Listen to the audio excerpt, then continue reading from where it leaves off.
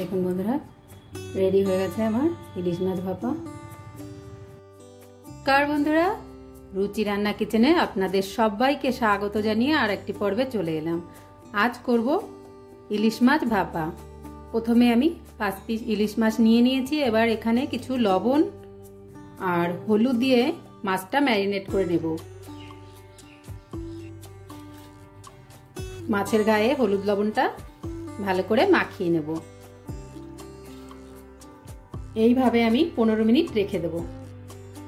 এবার আমি একটা মিক্সিং জার নিয়ে নিয়েছি। এতে দিয়ে দেব 3 চামচ মতো সর্ষে, কালো সর্ষে নিয়েছি, আর দিয়ে দিচ্ছি 6-7টা কাঁচা লঙ্কা। এবার দিয়ে দেব একটু জল। এটা আমি 15 মিনিট ভিজিয়ে রেখে তারপরে পেস্ট করে নেব। 15 মিনিট পরে আমি পেস্ট করে নিয়েছি। এবার নিয়ে নেব একটা টিফিন কারি। এই টিফিন কারির মধ্যে আমি এই পেস্টটা ঢেলে নিচ্ছি, আর এই মিক্সিং জারটা ধুয়ে একটু জল দিয়ে দিচ্ছি। এর মধ্যে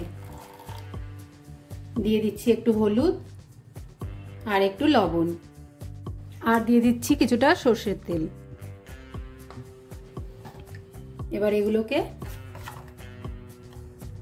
এটাকে ভালো করে মিশিয়ে নিয়েছি। এবার আমি আর একটা টিফিন কারি নিয়ে নিয়েছি। এটা একটু ছোট মনে হচ্ছে। এবার এটার মধ্যেও একটু সর্ষের তেল দিয়ে দিলাম। এবার আমি দিয়ে দেব মাছগুলো,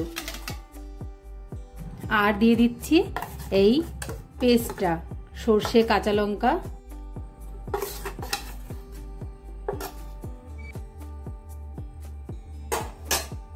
এবার এর গায়ে আমি মাছের গায়ে সমস্ত উপকরণ মিশিয়ে নিচ্ছি। হয়ে গেছে আমার সমস্ত কিছু রেডি। এবার আমি এটা ঢেকে দিচ্ছি। এবার ঢাকনা খুলে এটার মধ্যে আমি 4-5টা কাঁচা লঙ্কা দিয়ে দিলাম। গ্যাসে একটা ডেকচি বসিয়ে দিয়েছি। এবার আমি এরকম একটা স্ট্যান্ড বসিয়ে দিচ্ছি এখানে, আর এর উপরে আমি টিফিন কারিটা বসিয়ে দিলাম, আর এরকম একটা ঢাকনা দিয়ে এটা আমি ঢেকে দিলাম। এইভাবে আমি 20 মিনিট রেখে দেব। চলে এলাম 20 মিনিট পর। এবার টিফিন কারিটা নামিয়ে নেব। নামিয়ে নিয়েছি বন্ধুরা। এবার দেখে নেব।